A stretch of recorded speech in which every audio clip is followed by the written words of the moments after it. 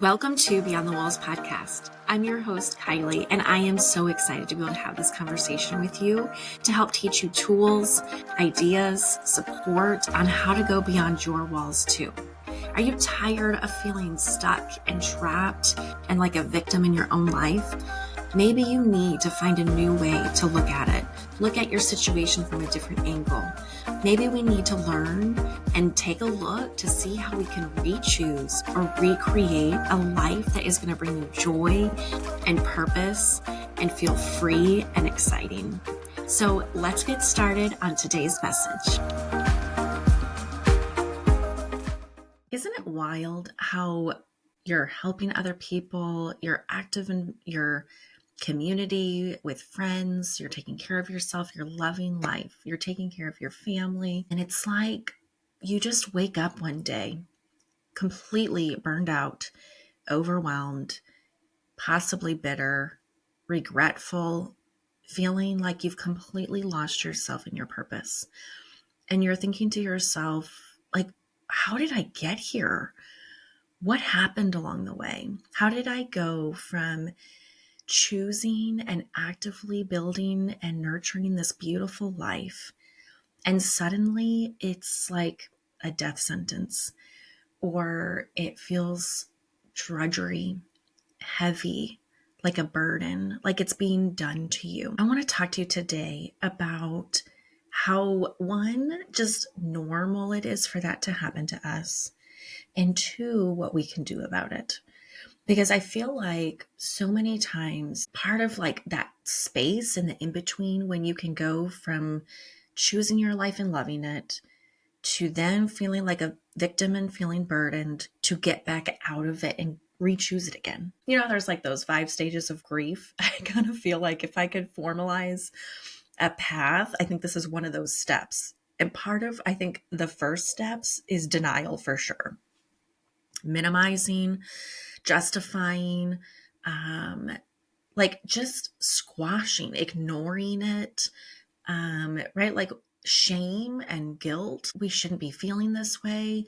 Let's just avoid it. Let's somehow just add on more. Like somehow we can just manipulate our feelings and our thoughts and our circumstances to just keep doing what we've been doing and just stop feeling bad about it when it just doubles down on it, right? Like that, because now we feel guilty for being sad about it, right? Like what right do we have to feel bad or to hate this life that I chose and I created? I willingly got myself in this situation, but suddenly it's not what I want anymore. If you feel that way, I want you to really know that it's normal. Like it's unavoidable. We may not have to go to the depths of despair like that first time, that first kind of awakening and reevaluating of our lives, but it's still going to come. It's still going to happen to us. And I think as much as we try to be intentional about it, as much as we try to stay in front of it, it still happens. And so I want you to know that if you're feeling that way, like the first thing that we can do is just stop feeling guilty that that's where you're at, right? And to know that there is another way. Just give yourself time. Stop focusing on the fact that you just hate your life now. And we can move into a space of curiosity, of reassessing, without shame, without shoulda, woulda, couldas, without like, I failed, it's too late, this is just my lot in life, right? We almost get resigned to this just is the way life is.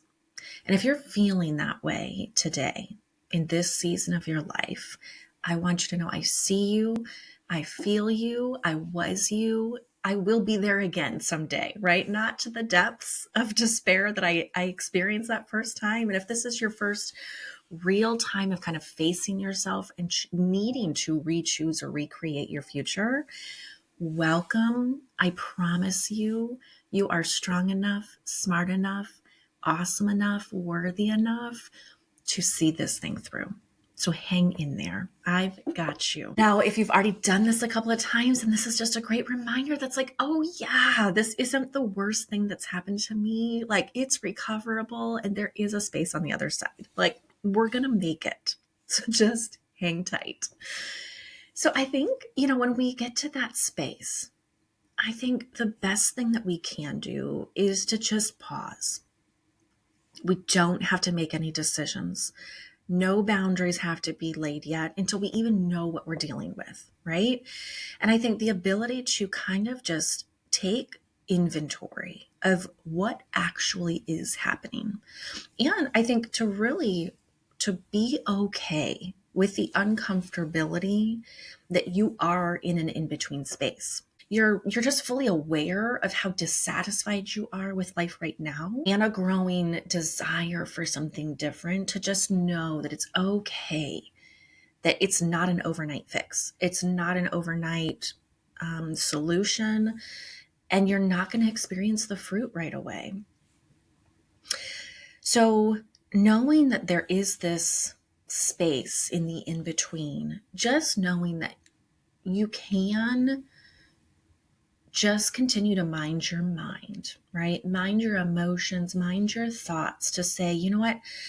I'm not going to make my situation worse by now adding on guilt and shame, regret, fear, condemnation, just because I'm not moving faster, just because I'm not fixing this problem instantaneously. Okay. So if you can do that, hang with me and just take a breath and just, it is what it is kind of a moment. Okay. So how can you, I think, knowing that that is just a normal stage of growth, and to realize the space that I want you to get curious about, the work to be done, is being able to objectively, curiously, not judging, not condemning, not right or wronging the situation or the feelings or the thoughts or the actions, but just literally putting down what is so. What has it looked like? What was it in the past? What was it like in those early stages when you chose, right? When this was something that you wanted to do, you participated in, you prayed for it, you asked for it, you went in, right? Like all in on this dream, this situation, this goal that you had. Remember why you were in those situations in the first place. Who were you? What were your needs at the time? What were your strengths? What were your weaknesses? Then you can give space to really acknowledging who you are now. You have grown, you've matured, your capacity for things has grown. Some areas might have gotten weaker, or maybe just new weaknesses have been exposed, right? They were always there, but now you're at a place where you can handle more. You can go deeper. You can broaden your scope of knowledge and information, either about yourself or your situation. Or maybe new experiences have come along, and so you have new strengths also. You have new ideas and dreams and abilities that you didn't have as this other person when you first started. And so when you can also then take stock of what's happening right now, what is working, what's not working, and to figure out, knowing and being comfortable that there is this confusion, this tension, this unclarity about what was, what currently is, and where you want to go. And so a lot of times, when you hear people and they're kind of having this midlife crisis, or you just kind of lose yourself completely, it's really easy for us to just completely overreact. We go right into that all or nothing, fight or flight mentality. Let me just get rid of everything, right? And we start to really tear down, destroy, shame, and regret some really amazing experiences we had in the past. And it's kind of like this space that I want for you is to start being able to have gratitude, grace, patience for the good things that have happened along the way, and to also be okay that some bad things happened along the way, some things that you don't want to continue repeating. And I think when we can kind of look at that space to not start to regret our whole life and just say, we just made this too big of a mistake. It's too late. It's too big. I shouldn't have even started. Guaranteed more regret, disappointment, shame, guilt, if you want to go down that path. And so I want you to consider to actively be curious, be looking for both. What parts of things did I want in the beginning? Are those still things that I want right now, right? You can still look back and be like, okay, I made the best decision with the information I had. I made the best decision with my maturity level, with the goals that I had. Like, those were really good things.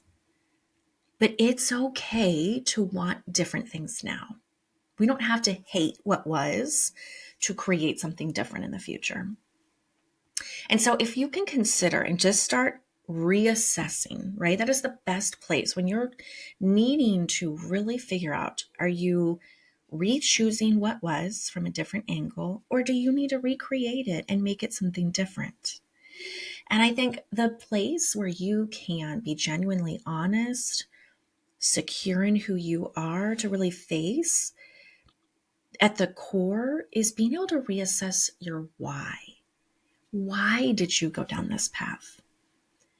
And so it will help you to navigate where you're trying to go. If you know why you chose it, then you got to know why you want to either re-choose or recreate it. And does it align with your values, with your community, with your relationships? And how can you nurture what currently is while you continue to grow and recreate something different? I think I really experienced this a lot in my first real breakdown.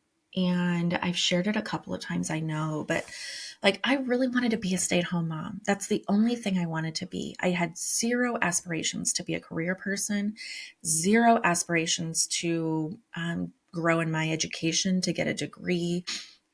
So in that space, when that's all that I wanted to do, but then I found myself 5 years into marriage, motherhood. I've got 2 kids. We made this big, huge move. And I was already on the tail spinning of feeling very dissatisfied and feeling very, just kind of ungrateful, but confused. I just didn't have my purpose. I didn't have joy. I didn't feel like I was doing something valuable. I was starting to lose my identity. And then we made this big, huge move, and that just ripped the Band-Aid off. I could no longer avoid it. And I think that's where I want you to realize that that's just as life too. It is a blessing that we hit these rock bottom moments of I can no longer ignore it. I can no longer minimize it. I am sick and tired of being sick and tired about this thing. I'm ready to make a change. So knowing that that's part of the journey. And I always feel too, I love getting to the space where I'm sick and tired of being sick and tired, because that's when I'm really going to take action. Because in that beginning stage, in that earlier stage before I'm there, you know what there is a lot of is force, guilt, pressure, high failure rate, right? There's so much significance on just white knuckling it to force me to do a change. So I love the feeling, and I'm sure you've experienced it before. If you go back and look at your time when you've made a huge change, and you can connect with the energy, the mindset, the feelings when you are I'm willing to do whatever it takes. This is no longer me, right? I am a new creation. This is a new thought. That old me is gone. This is me today. You've had those moments before, even if they were over little things. That's something that I'm waiting to get to that. And then that is my go moment, right? I am all hands on deck. This is my moment. And until then, I just keep wrestling. I keep being quiet. I keep being curious. I keep being patient. I keep just stewing and simmering, and in that space where I'm confused and I'm not ready to take action yet. So just know that is a natural part of this process as well. So, but when I found myself back in this space where I just was feeling so dissatisfied, I totally was consumed also with just this feeling of of guilt and shame that like I got exactly what I asked for. How dare I not be grateful? How dare I not feel the same way? And I think when I was given the opportunity, when somebody else helped me to recognize and see, to give me a path and a vision that there was another way. There is a way to not destroy what was and recreate something new. And for me, what really became clear was my why. Like I chose being a stay-at-home mom for very small, self-protecting, easy, comfortable, familiar reasons. But here's what I really want you to hear. And this is how you can kind of access the confusing intertwining of what was really you and what was really something else that you want to get rid of. Okay. Because when we're finding ourselves, when we're lost and we feel like, oh my gosh, what have I been doing? I've just been a people pleaser my whole life. Like, especially the people pleasers out there. Listen to this, because I think we have the hardest time because it's so confusing of like, have I just been living my whole life for you, or have I been living it for me? Like, how am I being honest with myself versus I'm just this chameleon and I'm just creating myself to be whoever you want me to be, to make you happy. You're happy with me. I'm happy with me. It's such a confusing space. But the access to that, I think for me, was being able to, being curious, being willing to just face myself, to put real words to my upset, to actually really acknowledge what was going on and what I'm really upset about. And to know that I have a choice. I have a choice now. I wasn't trying to choose, like, I'm not going to stop being a mom, but do I have to be a stay-at-home mom? What if I went to work? Like, and I just tried on, what would it look like if I did something different? If I could choose anything in the world, what would I do? How would it look? I could go back to school. I could go get a degree in a particular area. Like I could go want to have this particular career. And then I know I have to either go back to school or I don't. Or I could go volunteer. I could go work with some other people. Like I could stay home, right? I could do anything that I wanted to. And giving myself that freedom to just be open-minded. And again, that's the space, right? Like no boundaries have to be made. It's not like I had an afternoon at a coffee shop and did my journaling and assessing of my life and I just suddenly became a different person overnight, right? No decisions have to be made when you're just getting curious. You're just journaling. You're just getting advice. You're just stewing over something. You're assessing your life and situation and trying to figure out, what about my life do I want to keep? What about my life needs to change? Is it my security? Is it my own self-worth? Is it really practical and logistical? Like, man, like we need more money. So how am I going to get more money? Am I going to get a different job? Am I going to get a job? Am I going to lower our expenses? Like what needs the overhaul? Is it my health? Okay, what am I willing to do about my health and my security and how I'm viewing myself? Am I taking care of myself with nutrition and exercise, my sleep? And knowing too that like we change our seasons of life. We need different things at different times. And so me as a parent to teenagers and a preteen is very different than my life as a mom to toddlers. And so taking that into consideration as well, right? That's part of that, like, okay, I'm a different person now. I have different maturity levels. I have different skill sets. And you know what's more honest than shame and guilt and saying we're not enough is really being able to be honest with ourselves and give voice that we're in a new season, right? Like this is my first time having a teenager. I shouldn't know what it's like to have a teenager already. I should not be an expert already. I should not already be somebody better, smarter, stronger, different than what I am right now. And so I want you to take that into consideration. Is that some of the story that you're telling yourself, that you should be farther along than you are, or that you shouldn't be struggling in this way that you are? You shouldn't be having a hard time with this. Why you're having a hard time today is different than why you were having a hard time 10 years ago. Really take that into consideration. And those are the areas to really look at, right? When you look at those 3 areas of what was, what is, what do I want to be? Leaving room in the just without shame, without guilt, without making something right or wrong. It just is what it is. Here's what my life looked like back then. Here's what it looks like right now. What about it has worked? What hasn't worked?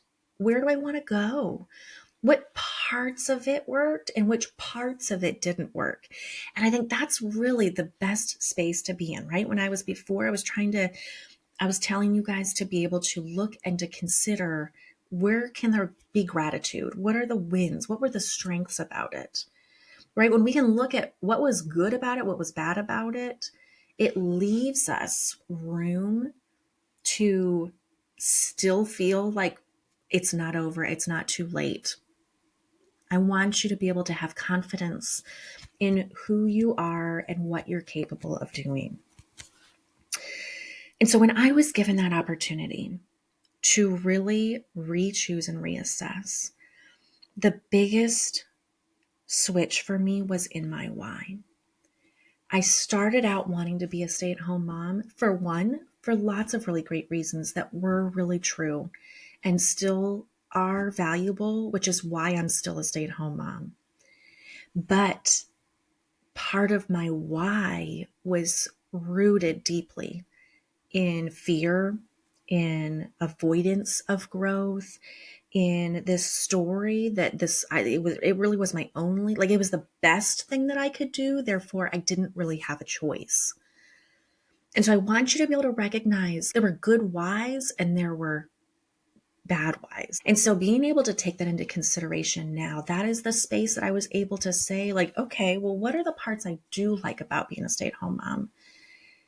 This is what I still want to bring into my future. Like, I'm not trying to get rid of this. Like, is it really true? Like, do I really want to be a stay-at-home mom, or do I want to go get a career? If I worked, what would I do? What would my needs be? What would my requirements be? And for me, honestly, like, I still wanted to be the majority of my stay-at-home mom life. I wanted to keep that.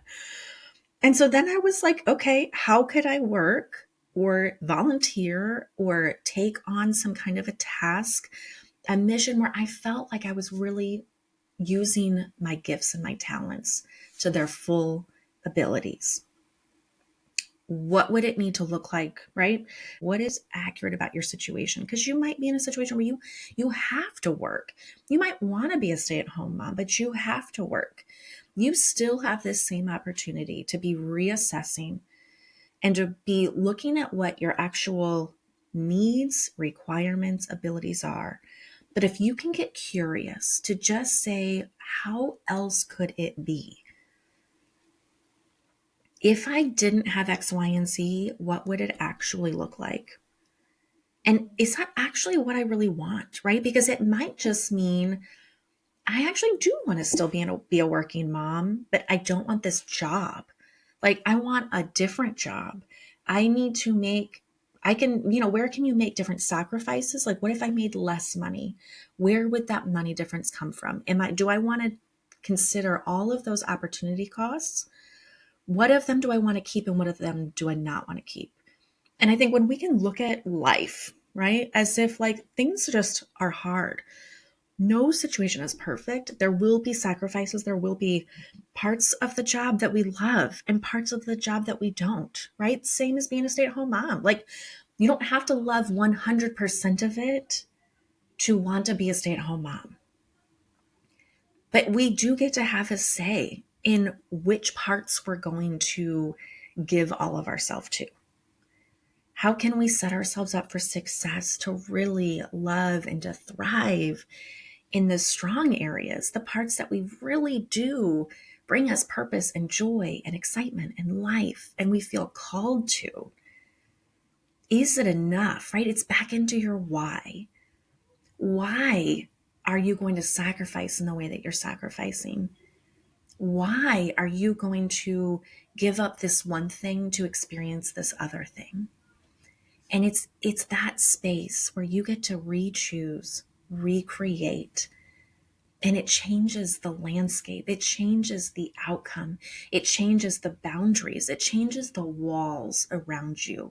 Your limiting beliefs and even the living beliefs, right? The things that like inspire you and excite you.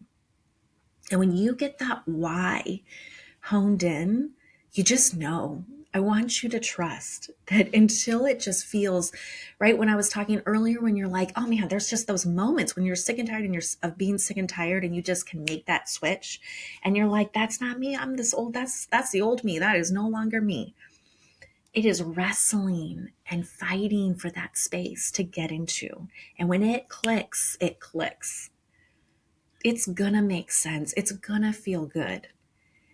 But, right? So if I wasn't clear on my storyline, right? I chose being a stay-at-home mom for lots of really my core belief in my value system. But there was a huge part of it that was out of insecurity, fear, smallness, scarcity, force. And when I was willing to reassess and really remove all of those things, first, really even just giving voice to them and acknowledging that that's really what was part of my story, and then re-choosing it and deciding, is that still what I want to be a part of my story? And instead, I got to re-choose being a stay-at-home mom for a different why. All of those good reasons about why I wanted to be a mom and why I wanted to be a stay-at-home mom, with the addition of transforming those other mindsets, where this was now like, no, it really is a choice. I don't have to, I get to. I don't have to, I want to. I want to do these things. If I could choose to do anything in the whole world, this is what I want to do. And isn't it wild when you're like, okay, so it really, I don't know what changed. Nothing changed. I always had it as choice, but I didn't realize that I said I didn't have a choice. I said, nobody made me pick the path that I was on. And you might have had a family that was like, no, you have to do X, Y, and Z. You have to go get this career. You have to go to this college and get this degree. You have to do's, right? You still have the opportunity today. That's not true anymore. You do have choices. You do get to re-choose your why. And maybe there was a why before that was out of fear or being scared, or just choosing the path of least resistance, avoiding conflict, making others happy. Here's what I really want you to hear. If you chose whatever path you're on, and the loudest reason for choosing it was to make other people happy, I want you to know that it's really possible that it actually might have really been really true for you, that it actually made you happy also. But because others were a part of that equation, it destroys it, right? And that's where it makes us confused, when we're like, but I don't know, did I do it for them or did I do it for me? And so when you can, one, just know that it is possible that just because you chose it for somebody else doesn't mean you have to completely get rid of it. And I think that's where we make the biggest mistake, when we go into this all or nothing mentality, and we're like, if it had anything to do with people pleasing, then I have to get rid of it. And it must have been wrong. It shouldn't be kept, and it can't be repeated. And that's what gets so confusing, I think, between when we're trying to find ourselves and we're trying to evaluate right now, because we're like, well, there was a part of us that really did want it. It really was in our skill set. It really was something we're really good at, but it's been tainted by others' opinions. And so I think when you can want to believe that two things can be true at the same time. You could have gone to this particular college and got this particular degree. And if there's a way that you can access it at all, that like maybe you actually resisted and hated it more just because somebody else made you do it, right? Like we've somehow sabotaged ourselves just because, right? And we're just rebellious and we have to just be a devil's advocate about something. But if you can be as honest with yourself as you can and to be able to acknowledge like, no, actually, I really did like that. It really did work out for me. Like I'm surprised how much I really love doing X, Y, and Z. You can choose to just let it go that somebody else wanted you to do it or they didn't want you to do it. And you get to re-choose in that moment. No, I am actually like, I am totally owning this. And that was the blessing that I was able to have. Like I re-chose being a stay-at-home mom from this place of security, of confidence, of an even stronger belief in what I really do want and valued. And I also was willing to face myself in the parts that were not benefiting me and incorporate them. I can still be a stay-at-home mom, but I can now I'm now willing to become an even stronger, broader person. Like I also then need to find another way to really live out my identity and my purpose. What are my strengths? Like, how do I take on more instead of living this fearful, scared, protective, easy life? Because it wasn't really about being a stay-at-home mom.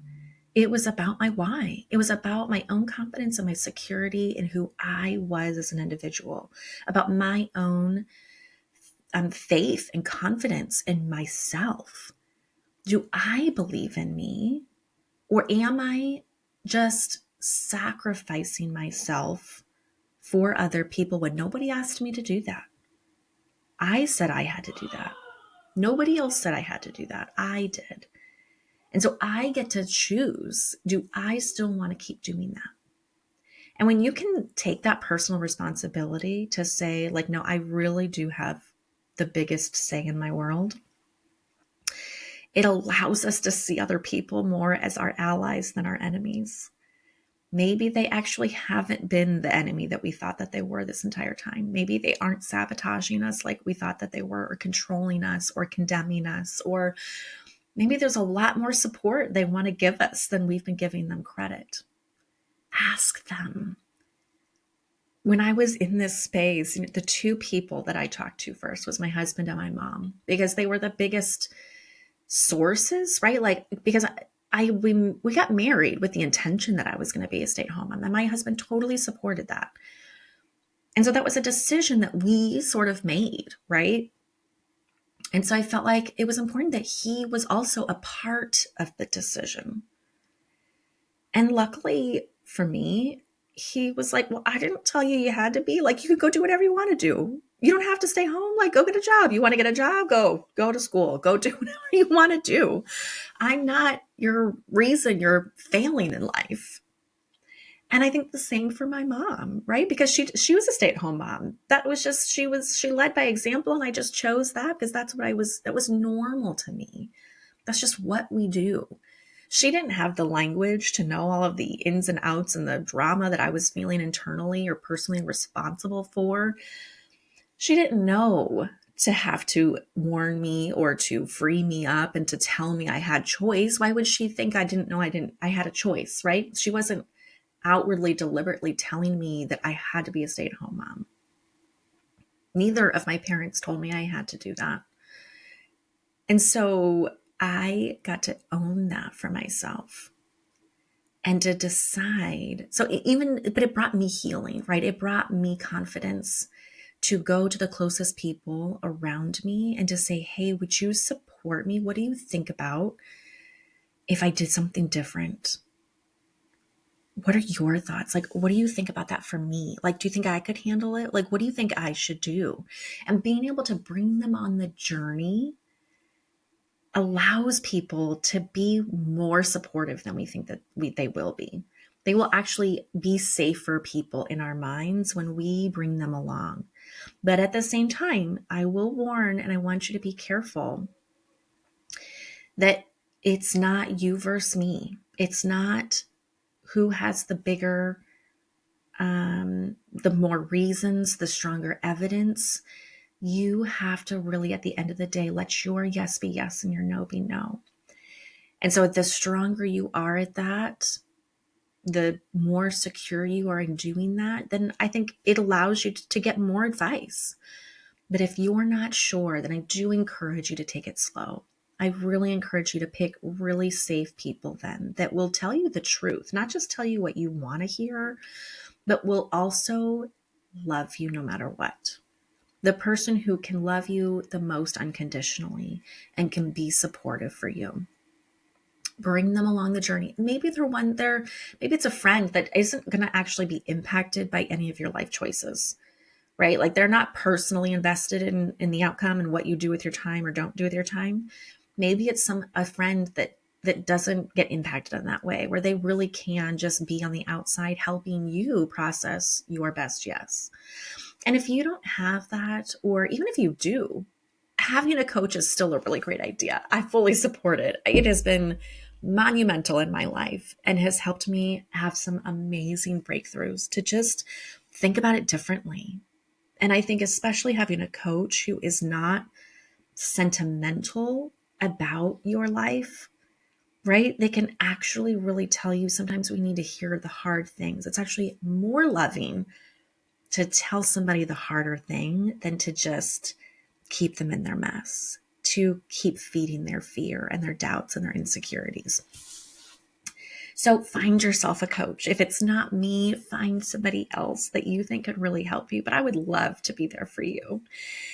And if you feel like, this is a great conversation to start preparing yourself for the new year, who do you want to be? What are the changes you need to make in this upcoming year? Right? When you're reassessing how life has gone, where are you right now? And what do you want it to look like next year? How can you start taking those baby steps and start really honestly evaluating your life and to decide where you want to go next? Share this with a friend that you know is kind of in that in-between space where they're starting to feel dissatisfied, right? Maybe before the crisis of the breakdown. But sometimes we need the breakdown to really be ready. And I think that's okay too. So I think give yourself grace, give your friends grace that are kind of in that in-between space where their dissatisfaction is growing, but they're not really sure. They're not ready to make a step towards another direction. It's okay to be in that space, but don't stay there forever.